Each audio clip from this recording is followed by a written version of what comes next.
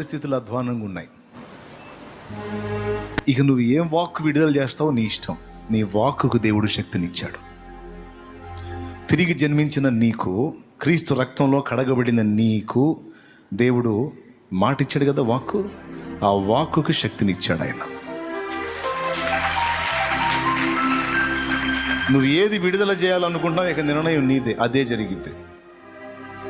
నువ్వు ఓటమిని పలకాలనుకుంటున్నావా, లేకపోతే జయాన్ని పలకాలనుకుంటున్నావా? ఓకే, పరిస్థితులు ప్రతికూలంగా ఎదురైనా సరే నువ్వు మాత్రం ఓటమిని పలకొద్దు, జయమే పలుకు. నాకు ఎదురు దెబ్బ వచ్చిందంటే నా మేలుకే అని పలుకు.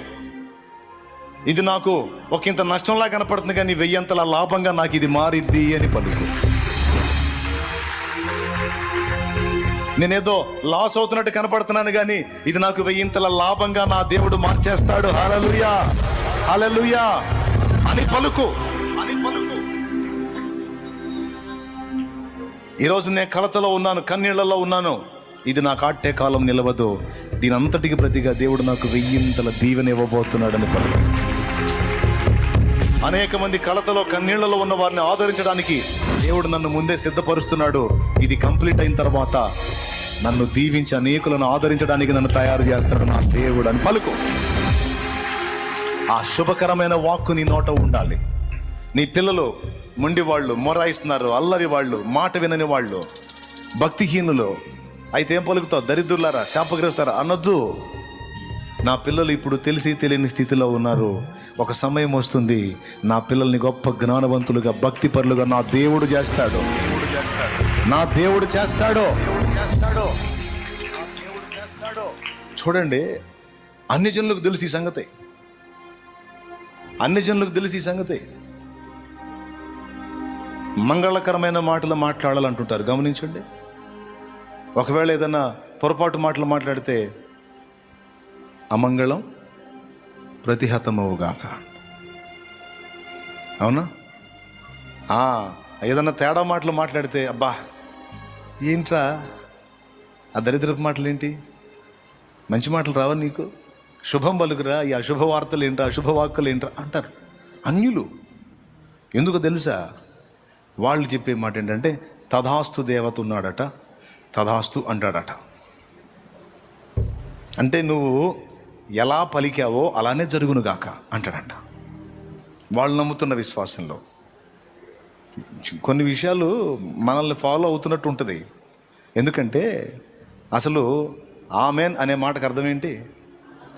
తదాస్తు అనే, అలా జరుగునుగాక అని. యేసయ్యకు ఒక పేరుంది, ఆమెన్ అనువాడు అని. ఆమెన్ అనువాడు. ఊరక నువ్వు దరిద్రపు మాటలు మాట్లాడుకుంటా నా బతికింతే, నా జీవితం ఇంతే, నేను ఇంతే అంటే చూసి చూసి ఆమెన్ అంటాడు. మరి ఇప్పుడు మనం రిలీజ్ చేస్తున్న వాక్కును బట్టి అక్కడ డిస్కషన్ జరిగిద్దండి. ఓ పక్క సైతాన్ ఉంటాడు, ఓ పక్క ప్రభు ఉంటాడు, మధ్యలో తండ్రి ఉంటాడు.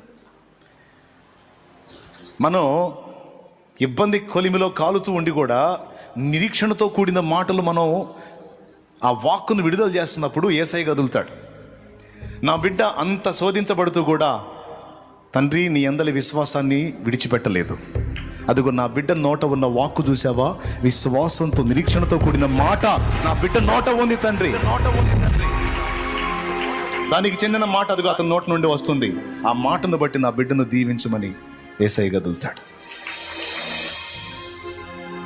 అట్లా కాకుండా చిన్న చిన్నవి రాగానే నా కర్మ, నా దరిద్రం, ఏం చేద్దాం, ఇట్ అయిపోయింది, అట్ అయిపోయింది అని వాళ్ళని తిట్టి, వీళ్ళని తిట్టి, వాళ్ళని శాపాలు పెట్టి, వీళ్ళని శాపాలు పెట్టి, ఆ మాటలు మాట్లాడి, ఈ మాటలు మాట్లాడుతూ ఉంటే వాడు కదులుతాడు. చూసావా తండ్రి, విశ్వాసేగా, చర్చికి వెళ్ళిద్దిగా, చర్చికి వెళ్తాడుగా, వాళ్ళ నోట విశ్వాసపు వాక్కు లేదు.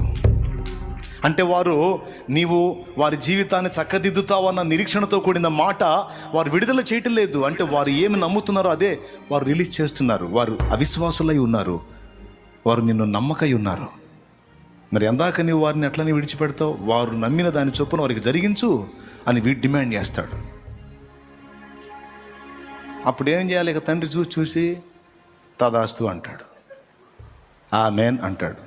అప్పుడు ఇక నువ్వు జావా, నేను జావా, వాడు జావా, ఈడు జావా అని అంటారు కదా, అయ్యిద్దా పని. అమ్మో ఇట్టయిద్ది అనుకోలేదు, అయ్యో అమ్మో. ఎందుకన్నా పనికి వెళ్ళిందేనా? ఎందుకన్నావు? నోరు ఉంది కదా అని మాట్లాడేస్తారు. చివరికి జరగదని జరిగితేనే కుయ్యోమరు మొత్తుకుంటారు.